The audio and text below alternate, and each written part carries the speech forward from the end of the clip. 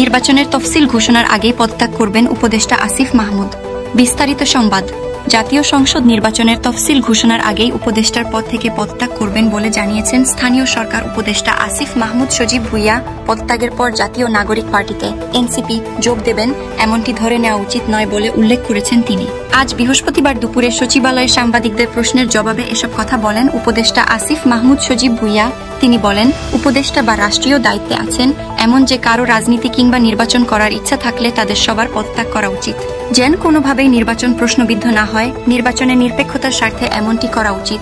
উপদেষ্টা আসিফ মাহমুদ। সজীব ভুইয়া বলেন, যেহেতু আমাদের মাননীয় প্রধান উপদেষ্টা বারবারই বলছেন যে আমরা ইতিহাসের একটা শ্রেষ্ঠ নির্বাচন উপহার দিতে চাই, আর সেটা আমরাও চাই। যেহেতু আমরা এই সরকারের অংশ, এই ঐতিহাসিক দায়িত্ব আমাদের উপরে থাকবে।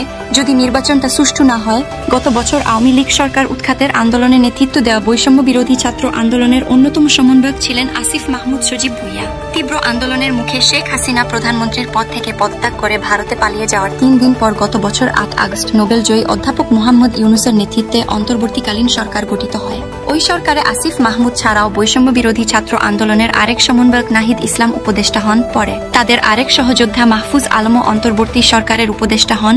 এরই মধ্যে নাহিদ ইসলাম উপদেষ্টার পদ থেকে পদত্যাগ করে অভ্যুত্থানের সম্মুখ সারিতে ভূমিকা রাখা ছাত্র তরুণদের নেতৃত্বে গঠিত রাজনৈতিক দল জাতীয় নাগরিক পার্টি এনসিপি আহ্বায়ক হয়েছেন। অন্তর্বর্তী সরকারে প্রথমে ক্রীড়া উপদেষ্টার দায়িত্ব পাওয়া আসিফ মাহমুদ। সজীব ভুইয়া পরে স্থানীয় সরকার মন্ত্রণালয়ের উপদেষ্টার দায়িত্ব সামলাচ্ছেন। তাদের অপর সহযোদ্ধা মাহফুজ আলম তথ্য ও সম্প্রচার মন্ত্রণালয়ের উপদেষ্টার দায়িত্বে আছেন। সুষ্ঠু নির্বাচনের স্বার্থে রাজনীতি সংশ্লিষ্ট অন্যদেরও পদত্যাগ করা উচিত বলে মনে করেন আসিফ মাহমুদ। সজীব ভুইয়া এ প্রসঙ্গে তিনি বলেছেন, এই সরকারে তো আরো অনেকে আছেন যাদের পূর্ববর্তী রাজনৈতিক পরিচয় আছে, এখনো হয়তো আছে এবং সামনেও রাজনীতি করবেন কিংবা নির্বাচনও করবেন। সরকারের বিভিন্ন জায়গায় হয়তো আরো অনেকে এরকম আছেন।